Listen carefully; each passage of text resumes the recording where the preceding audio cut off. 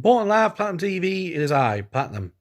I'm going to do a quick review of Bournemouth versus Middlesbrough, which happened on Friday. And it's Sunday now, so I'm getting better. We're getting 2 days apart rather than 3 or 4. So, Bournemouth versus Middlesbrough.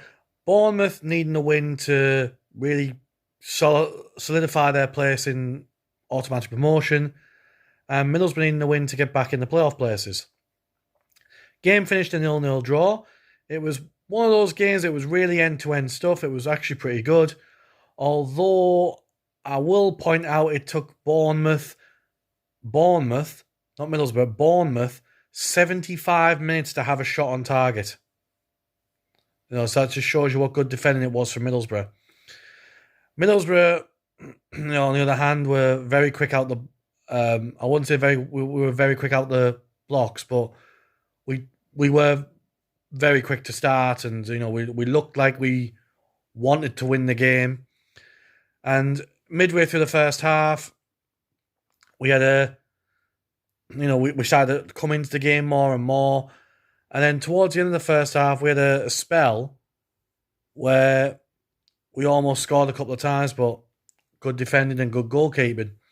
But the part that I think really annoyed everybody was midway through the first half, the ball was whipped over. Asai Jones tried to volley it across the box, and as he did, the defender, I can't remember his name for the life of me, but he went like that. He flung his arm out to his side and blocked the ball with his hand, which was a stonewall penalty. It wasn't a natural position. He just flung his arm out and blocked it. And then just less than 5 seconds later, Dijksteel lined up for the shot, and he dived into a reckless tackle and wiped Dijksteel out. So we should have had 2 penalties in the space of 5 seconds, but they weren't given. Then a minute or two later, the ball's whipped in, and it takes a deflection, loops in the end. As it comes down, I think this one was Phillips. He goes to control it, and it comes off his foot and goes onto his arm. So he misses it with his foot and it goes onto his arm. He tries to control it with his foot. He misses it, bounces up onto his arm. Now, I'd have thought, to be honest, that giving that one would have been a bit harsh, but I have seen them given. So, realistically, it was a case of how many penalties do you want? Technically all 3 were penalties, but I would have probably only given the first 2 myself if I was refereeing. Because I thought the third one where it bounces off the line and goes up to his arm, I thought that would have been a bit harsh, because it's literally, it'd been very harsh because it's not intentional. It's not like he's moved his arm on the ball like the first one, but to me, it's one of those where you've seen him given, you've seen him not given.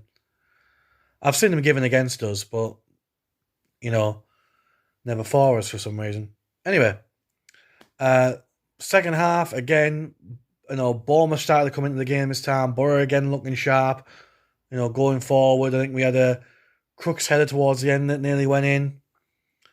And, we had shots which keep him, pulled some good saves off. So we really came close to actually snatching the win, but it just wasn't to be.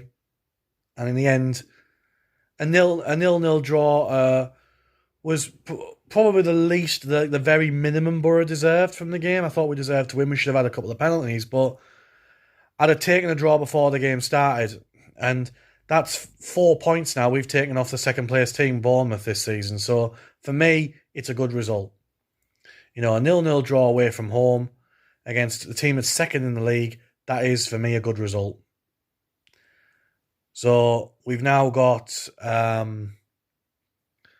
Huddersfield, I believe, on Monday. So fingers crossed, it's 3 points there. Until then, up the Boro. It's the eye of the tiger, it's the thrill of the fight.